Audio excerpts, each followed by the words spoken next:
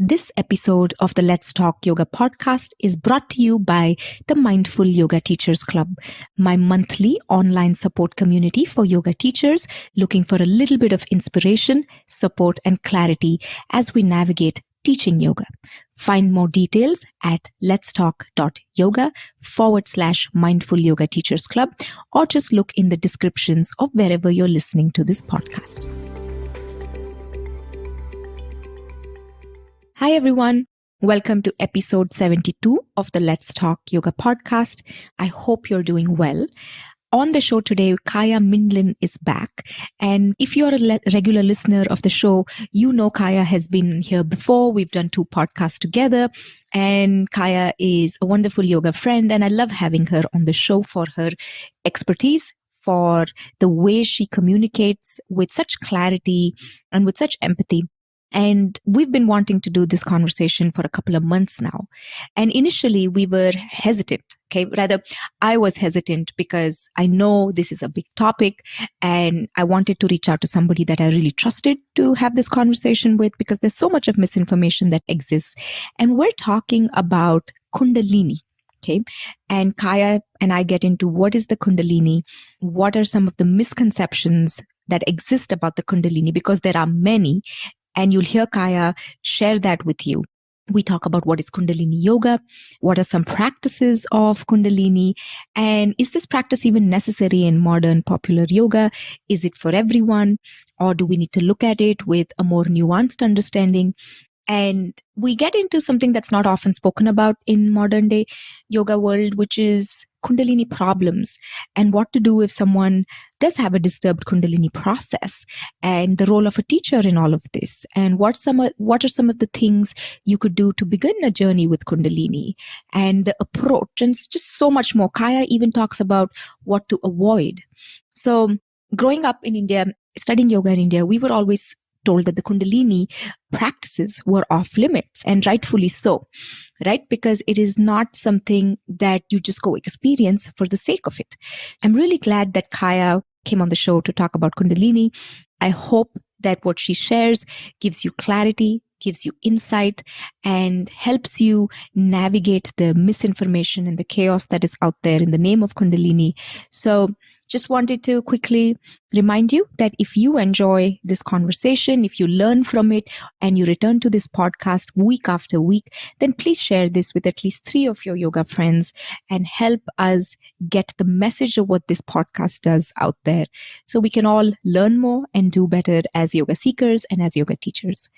I'll see you on the other side. Enjoy this conversation with Kaya Mindlin. Hi, my name is Arundhati, and you're listening to the Let's Talk Yoga podcast. I'm an ex-Bollywood dancer turned yoga and wellness educator. I've built a 6-figure business as an immigrant, woman of color yoga teacher with no business background, no handstands, pure instinct, and the free information found on Google. If you love doing yoga and you dream of teaching it someday, this podcast is for you. We go over everything from doing and teaching yoga to scaling a small business, living a modern yoga lifestyle, and so much more. You'll find interesting, fun, raw conversations along with some tips, tricks, strategies, and insights in this podcast. So grab your cup of chai and let's jump in. Hi, Kaya. Welcome back to the show. Hi, Arundhati. So good to be with you again. I know it's been a while since we've chatted, so I'm excited to jump into all things Kundalini with you today. So before we start really exploring, the topic of Kundalini Yoga, I think it would be a good time to just quickly pause and let the listeners really get a background of why we're doing this conversation. And you and I have been talking about Kundalini or doing this conversation for a few months now. And actually, it's been on my wish list for a long time. And I was looking to talk to someone who I trust in the yoga world, because there's so much of confusion and misinformation and just so much stuff about Kundalini, right? So I'm glad you're doing this with me. I just wanted to say that when I started yoga, right, most of my yoga teachers, not most, all of them, always cautioned us about not to take the Kundalini lightly. and especially this notion of awaken your Kundalini. And it was always something that was not really on the table, okay, and was in many ways just considered crazy to even ask for awakening your Kundalini. So that's kind of my background when it comes to Kundalini. I don't know much about it, so I'm excited to learn from you in this conversation. Mm-hmm. Yeah, and I also had some hesitations. We went back and forth a little bit because yes, it is a subject, as you said, about which there's so much misinformation and information that could be misused and misapplied and misunderstood. And so I took a really long pause. At first I said, yes, let's talk about it. And then I sort of had this wave of huge hesitation thinking, I don't want us to stimulate experience hunting amongst people or for people to misuse anything that we talk about or self-diagnose or start practices without initiation. And I also didn't know that I was up to the task. It's such a big subject and such a sacred subject and not something that's for public or casual consumption. But absolutely. Mm-hmm. As I thought about it, and I thought about you and what Let's Talk Yoga podcast has become. It's really become such a great platform that's bringing really serious and meaningful conversations to yogic practitioners and seekers. And so I first thought, well, if I'm going to do this conversation anywhere, I think it should be with Arundhati. And then I think I told you I consulted my Vedic astrologer husband and he cast a prashna, he cast a horoscope for my question. And he looked at it and he said, you absolutely should do it, but you have to keep it very practical because people need that practical knowledge and not something that's overly theoretical. So we decided to go ahead and do it. I'm glad you're doing it because for conversations like this, right? I look for people who, whose yoga I know and trust. So I'm glad that you are doing this. And I'm glad you called out experience hunting. And I think you're so on the mark when you say that, because we think in modern yoga, right? We hear about something for like 2 seconds. And the next thing is we're trying to go and literally experience it. And yoga doesn't work like that. A lot of yoga doesn't work like that. So I'm glad you called that out. So what is the Kundalini, Kaya? That is the question. I would reframe it to say, who is Kundalini? And to say, to begin with, Kundalini is Shakti. She is a form of feminine divine manifest within each of us as our greatest spiritual capacity. And she, being Shakti, is so hard to describe. In a way, it seems almost an impossible task because she's not a thing, because she's not one-dimensional, but a multi-dimensional being in the way that, if 20 people described my mother, who is a woman and she's a music teacher and all of these things, depending on who you ask to describe my own mother, they would say, she's my mother, she's my grandmother, she's my sister, she's my daughter, she's my ex-wife, she's beloved to me, or I don't like her. Or we could describe her skills, her history, her opinions, all of these things. And it would all be true, depending on your viewpoint. And so Kundalini Shakti is like that. There's so many dimensions and it depends on who you ask what the answer is. So I'm going to do my best and just going into it knowing that this is me responding based on the teachings that I've been exposed to and my own experiences. So she is the feminine divine manifest within each of us as our greatest spiritual potential. She is the divine residing within who has the power to guide our most supreme human potential. She directs our spiritual journey. She can be the catalyst of spiritual seeking, and she is the journey itself. And we think of Kundalini Shakti like a mother because she guides us to comply with our own spiritual journey and our own highest interest, our own best interest as a soul. And she, like a mother, urges us forward towards maturity. She is described as a fiery goddess because fire is connected to transformation and to purification.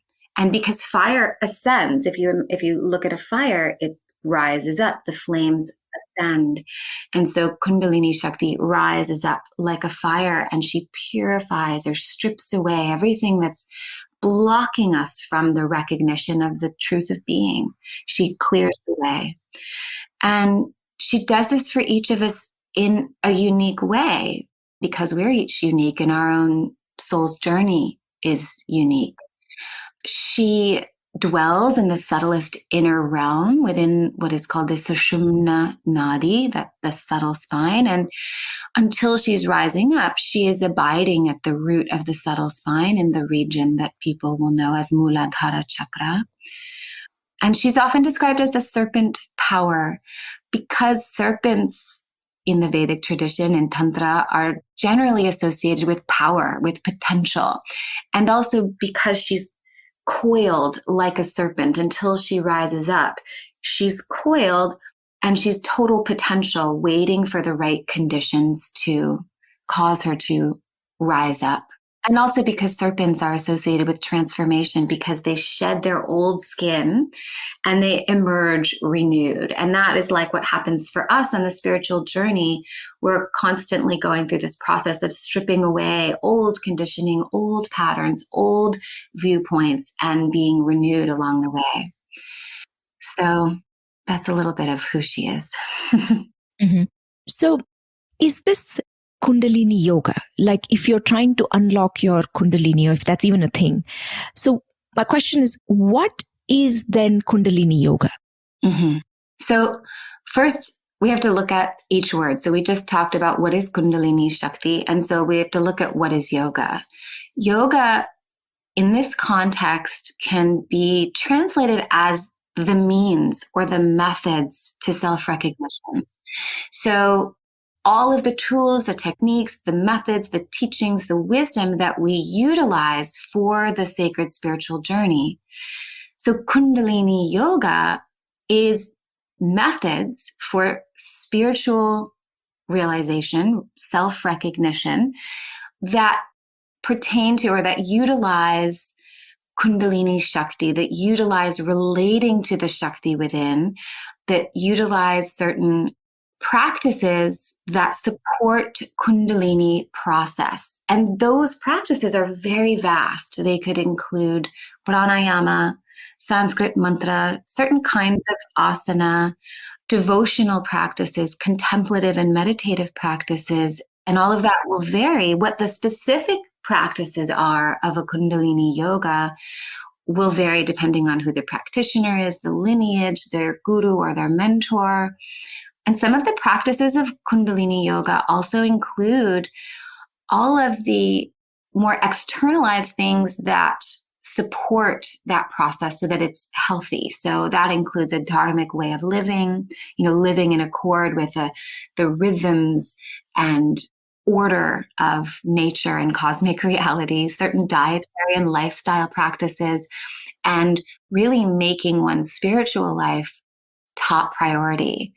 Some of the other Kundalini yoga practices that are less well known have to do with tending to nourishing and nurturing the subtle body and the physical body and the mind, because that Kundalini process is fiery and purifying in nature. Then the vessel for that process has to be very well nurtured and nourished. And so a lot of the practices when we're doing something that's authentic have to do with deep nurturance and love and nutrification of the whole system, so that Kundalini journey or process is very smooth and gentle and appropriate. Got it. So essentially what I hear you saying is it's such a deep, immersive practice. It's almost like your entire life is part of that sadhana, right? And it's not an activity you do once in a while. So I want to and this might be taking us off track a bit, but I'm going to ask you anyway. Who guides you in this journey? I'm guessing the role of a teacher is pretty significant. The role of a teacher is incredibly important. Technically, we would think of Kundalini Shakti process or yoga as an initiated process. Now, what catalyzes that process may or may not be a relationship with a teacher. The catalyst is something karmic. It could be a life experience. It could be the momentum of past karma that one is sort of born with, a certain kind of potential for their journey to have a relationship with Kundalini Shakti. But along the way, sooner or later, there are a number of things that are really essential to support a healthy journey of Kundalini yoga or Kundalini process. And a guide or a mentor, a teacher, a guru who is very ethical and has your own best interest in mind is really essential. But I want to be clear that I'm not talking about a guru who forces or causes Kundalini to rise up prematurely, because there's a lot of that going on right now. That's not something that's talked about in traditional Shastra or scripture about Kundalini. It's a relatively new, modern thing, and it can lead to problems because it can initiate a process in someone who isn't prepared. Isn't ready. Mm-hmm. Right. Mm-hmm. Mm-hmm. Yeah. And that's why also, right, Kaya, and correct me if I'm wrong, it's hard to find things about the Kundalini. There's no one or two main sources that you can go to just, in the modern context, read up about it and get more clarity. It's almost hidden. And I think for good reason in many ways. It's for very good reason. Like, your teachers warned you against seeking that out or forcing that to happen or asking for it. It is meant to be hidden. It is not meant to be something that anyone can access anytime for the fun of it, or casually, or for entertainment, or for, as we said, experience hunting. It is meant to be hidden. It is meant to be private in order to protect the practices and the teachings and the tradition, and also to protect the practitioners themselves. So, we can talk about what would someone do who is interested in that journey, but so much of it really has to do with preparation rather than, stimulation of some kind of thing that you want to make happen. Mm-hmm, mm-hmm.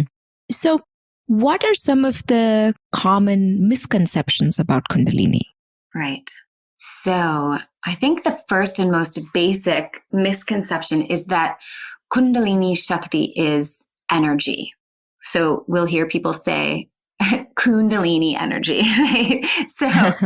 So energy is a very vague word, and it's really bereft of a deeper meaning and beingness, and it's missing this devotional aspect. We can't have a devotional relationship, or really any relationship, with energy. So I think the biggest misinformation about what is Kundalini Shakti is that it's energy.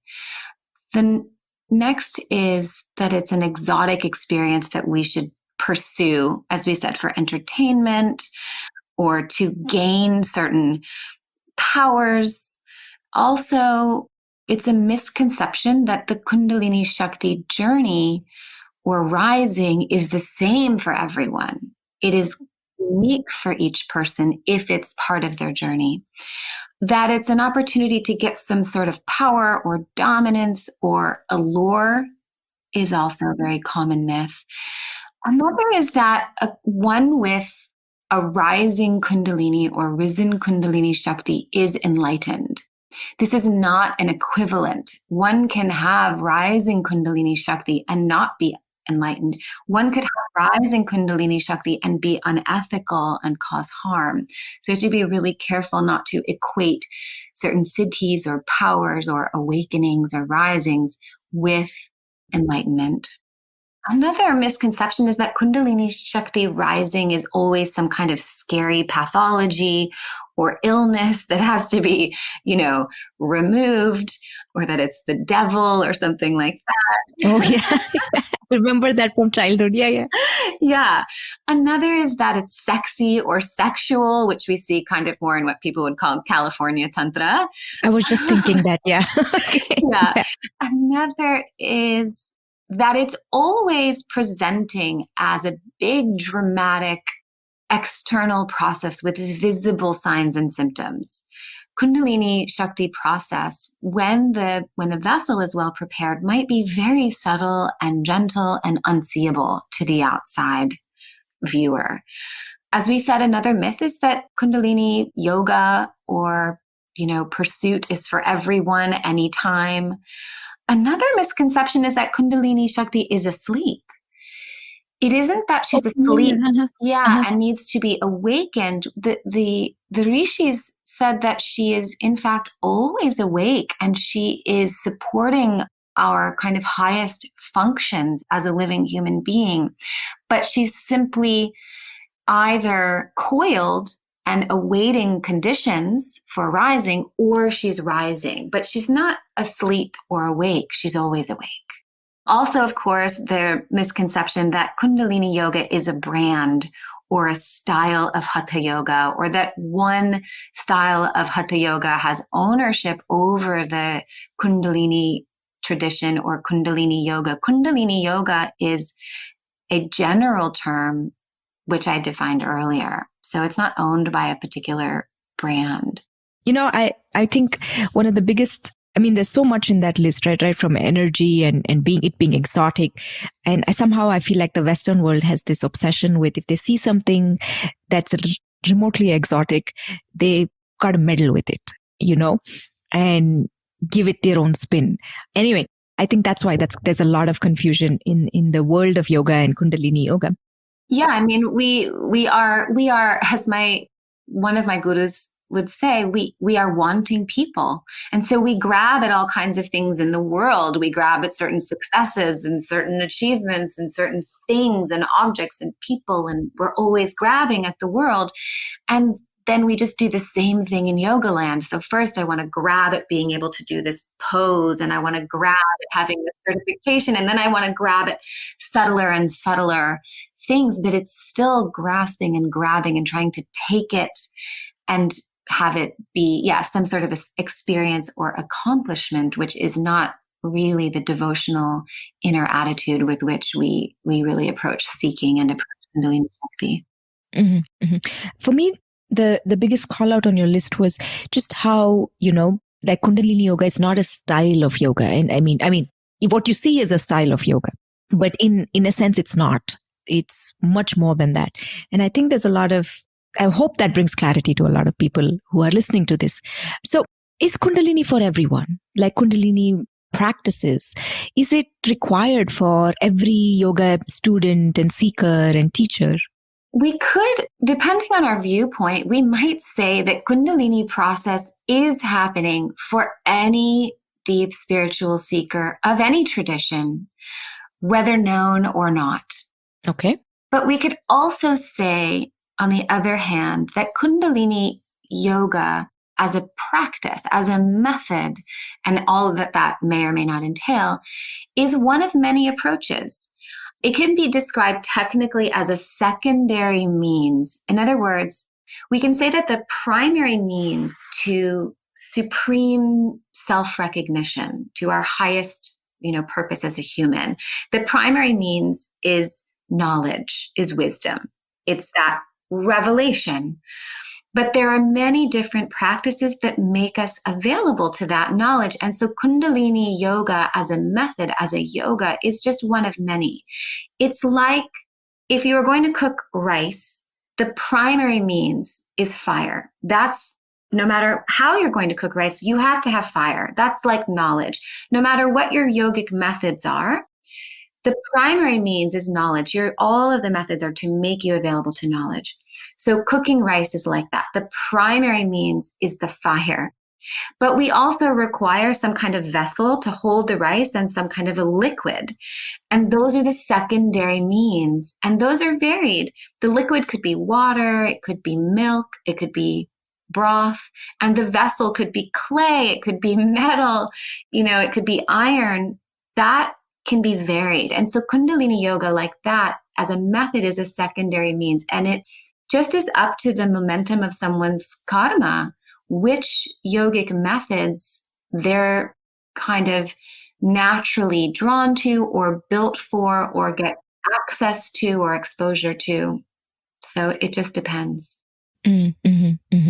So, speaking of Kundalini as a practice in yoga, what are some of the practices of Kundalini? So, practices of Kundalini are, as I said, they're contemplative practices. The mantra sadhana or mantra recitation, Sanskrit mantra recitation in particular, and pranayama practices, these are really key to most approaches to Kundalini yoga. Asana practices of certain kinds are often included as well, depending on the lineage and the approach and the practitioner. And those asanas, though, often are not what people think of as the really stimulating, fiery, forceful practices. In fact, they are seated asanas for contemplative practice and pranayama and mantra, the seated asanas for all of those other practices. And they are the very nutritive, slow, inner-oriented, sort of restorative, rejuvenative practices that prepare the body, the mind, the nervous system for that process. As I said, dharmic living, Ayurvedic lifestyle, these are some of the supportive aspects of the Kundalini practices themselves. As we said, having a teacher or a guru, a guide, a mentor, that's an aspect of the practices, devotional practices. But really the practices are they're not simple. They may be complex, they may be simple, but the primary ones are really seated contemplative meditative practices, mantra sadhana, and pranayama. And I'm trying to think of it as some of the listeners would. What if someone says, Kaya, I practice pranayama. Does that mean I am stimulating or awakening my Kundalini? It depends on the pranayama, but for the most part, I would say no. In other words, we don't need to use pranayama for that purpose. And we also don't need to be concerned that every time you're doing a pranayama practice, you are rising Kundalini. It is more that the pranayama practices work with the nadis, as you know, as a pranayama teacher, to enliven the vessel, to increase the life force, to increase the vitality, to remove inner subtle obstacles. And all of this makes the Kundalini Shakti journey, if one is meant for that journey, it makes it more smooth if it's meant to happen. There are warnings about pranayama, as you know, or, certain practitioners shouldn't do certain breathing practices, and we need certain conditions and so on to make them safe and appropriate and all of that. But one is not going to just cause a Kundalini Shakti rising generally by doing pranayama practices. So essentially, there's a certain methodology that has to be abided by. Right. Yes. And the pranayama practices that most of us are doing, as long as we're not opening some esoteric books that are causing us to do crazy things, if we're being guided by a teacher within the tradition, then those pranayama practices are just a preparation. Mm-hmm, mm-hmm. Can the Kundalini cause problems? Or when we kind of meddle with it in a way we're not supposed to, can that cause problems? Yes, Kundalini can cause problems. And actually, well, let me say this. It's not the Kundalini Shakti itself causing problems. It is inner obstacles and blockages and being ill-prepared. And on that note, actually, let me just add about the pranayama. On the one hand, the pranayama practices, asana practices, all of the practices that we do in yoga, if they're appropriate for us, we can say they are preparation for the spiritual journey, which may include Kundalini rising. And they also support a healthy, easeful, non-disruptive rising if that is already happening. So then in terms of, well, what are the problems that we might associate with Kundalini rising? These can be called a disturbed Kundalini process or a distorted Kundalini process. And those are also varied, but some of what we might see are various physiological, psychological, and spiritual relational issues. It can manifest as even the extreme of what someone might, what might look like psychosis. It can look like physical pain.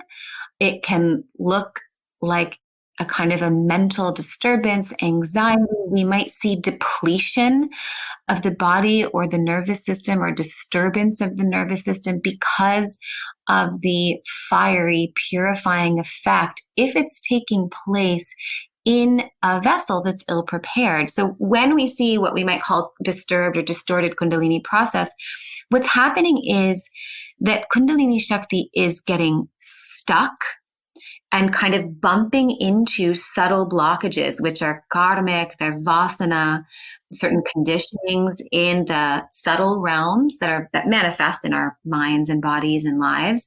And Kundalini Shakti is not having a smooth journey because of those blockages. It's like she's bumping into stuff. This is where we tend to see more of the dramatic, externalized things that people think of, eyes rolling in the back of the head and bodies spinning around. I've seen all kinds of things in my work. I've seen, I've had clients whose bodies were spinning like a top, or they were burping sulfuric belches, bouncing, rocking, vibrating, all of these kinds of things. And these are not experiences to pursue. They are letting us know that Kundalini Shakti is not having a smooth ride. She's bumping into gunk, so to speak, in subtle realms.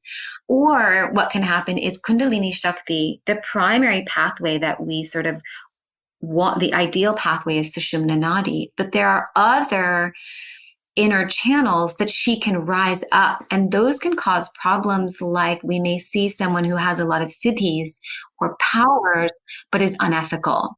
We might see someone with a great intellect or incredible artistry or a great orator who in fact is manipulative or greedy or dysfunctional in their lives or relationships. So these are some of the things that we might see as a disturbed or distorted Kundalini process. Mm-hmm, mm-hmm. One of my teachers, when I was still living in India, he had once very briefly, casually in class mentioned how when he was new to yoga and he was like just starting to do things and practices, and how at some point he, without guidance, he had started to mess with his Kundalini.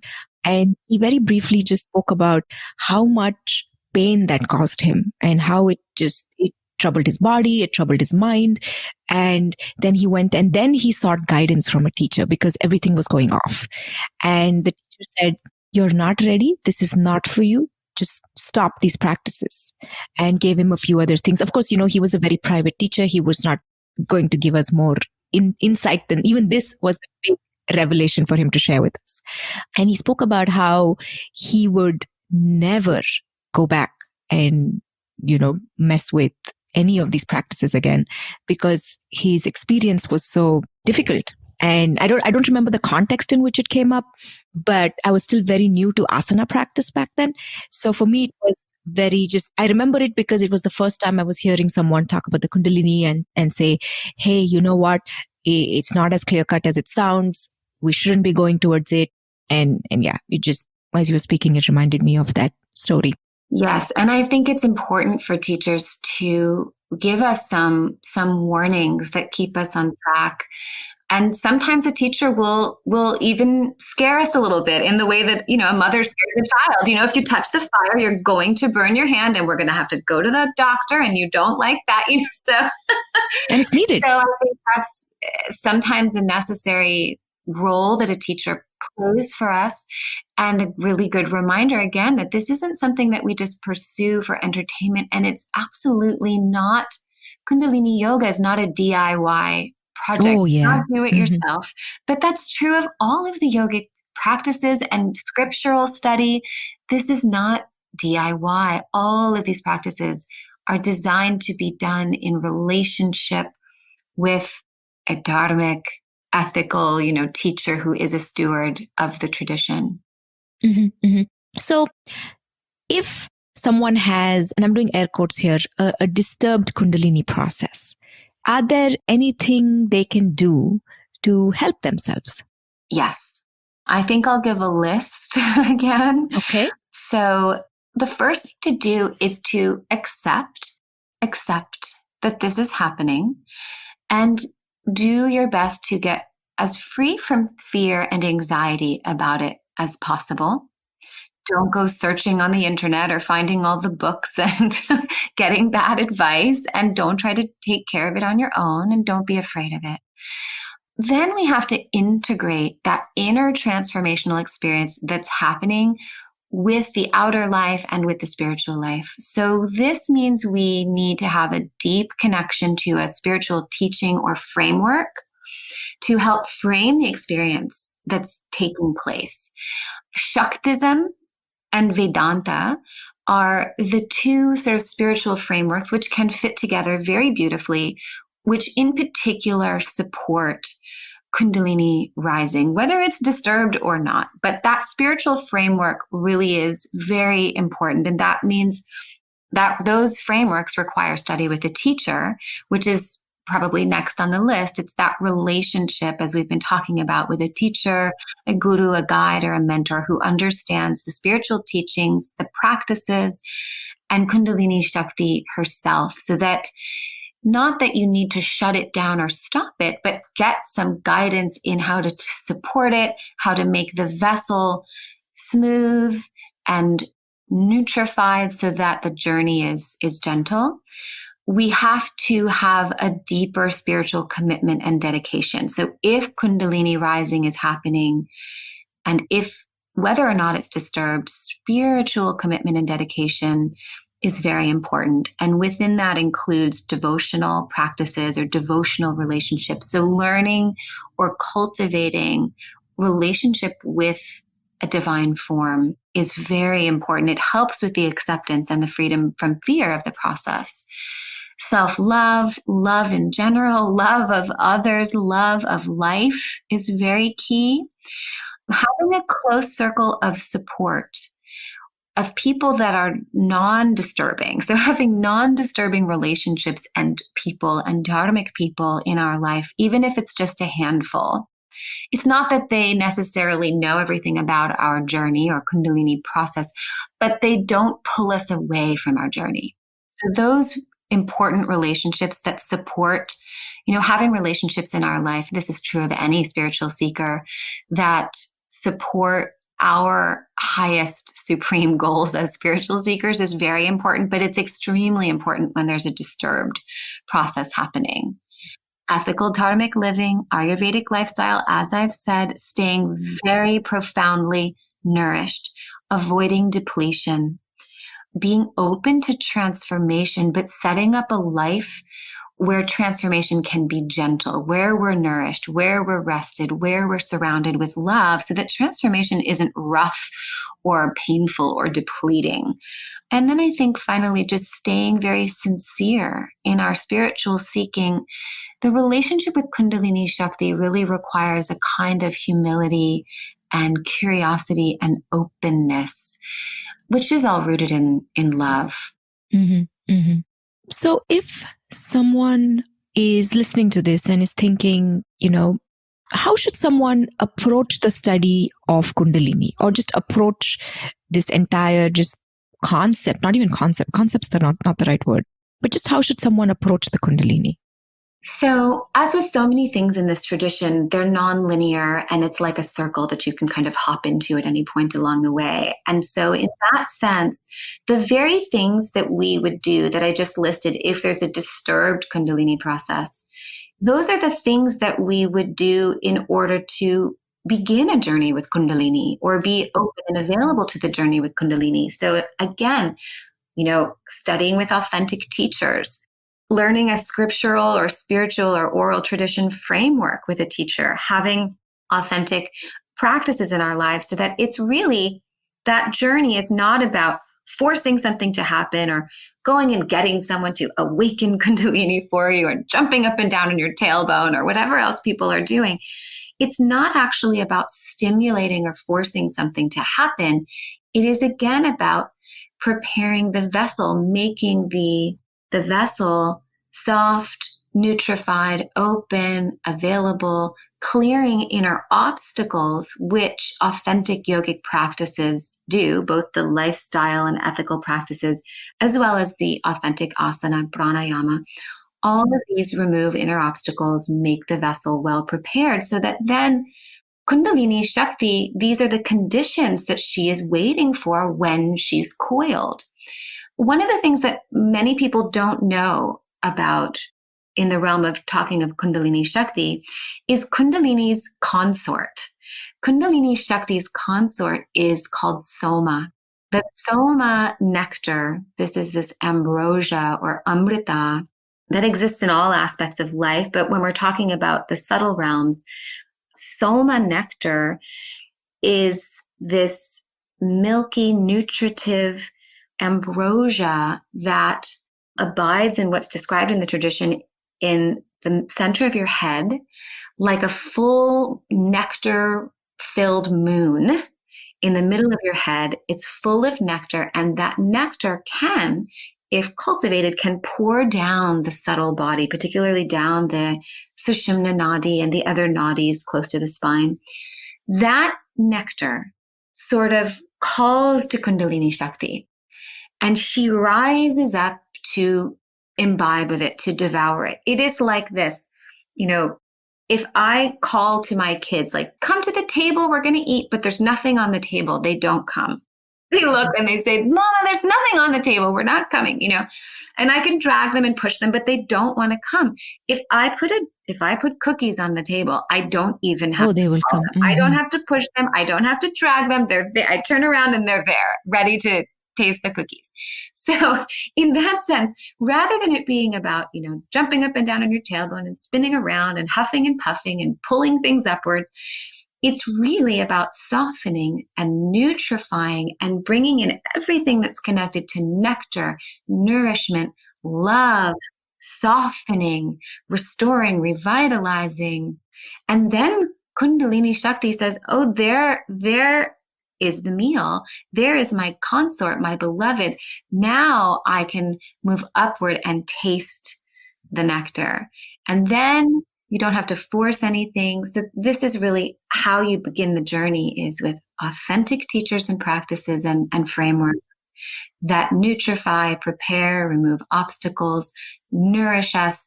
And then, as one of my teachers says, and then the natural thing will happen naturally, whatever that is meant to be. Mm-hmm. Beautifully said. So Kaya, especially in this modern landscape, right? It can often be so confusing for a sincere seeker to find the right teacher, path, school, just all of that. So is there anything that the listeners should avoid? Are there any signals that if we see this, we're like, maybe a red flag? Is there anything we should avoid in this context? Mm-hmm. I would recommend avoiding teachers who say they do it for you. I would avoid, following books or internet advice or doing self-initiation DIY style. Avoid trying to force Kundalini rising, as we've said, prematurely without proper preparation. And then there's these sort of external things as well. We want to avoid in general as spiritual practitioners, but particularly if we think a Kundalini rising is happening, has been catalyzed, or we think that that's a potential, then we want to avoid depletion, overstimulation, being in discord with nature or with other people. We really need to avoid being overworked or overstressed. And we have to avoid feeling resistant to our own journey of growth. Yeah, those are a couple of things. No, this is a wonderful explanation.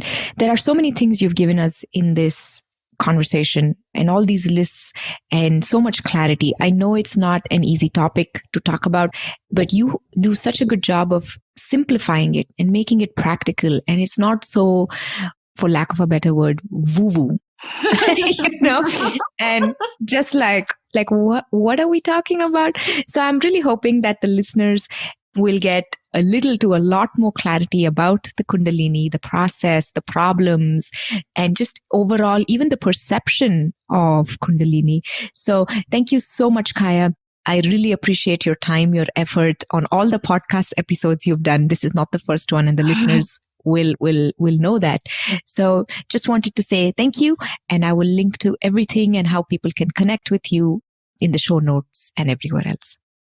Thank you. This was truly a pleasure and kind of an act of devotion for me as well, and sharing about Kundalini Shakti. So thank you for inviting me. And I also know it's not the last time. And there'll be several times into this year that you'll be back. Thank you, Kaya. Thank you. As always, thank you so much for listening to another episode of the Let's Talk Yoga podcast. If you're a yoga teacher looking for monthly mentorship, then remember that the Mindful Yoga Teachers Club is a great option for any yoga teacher looking for a little bit of community, support, and inspiration. You can find all details at letstalk.yoga/Mindful Yoga Teachers Club. I'll see you next week with another show, another guest. Until then, enjoy your practice. Take care. Bye-bye.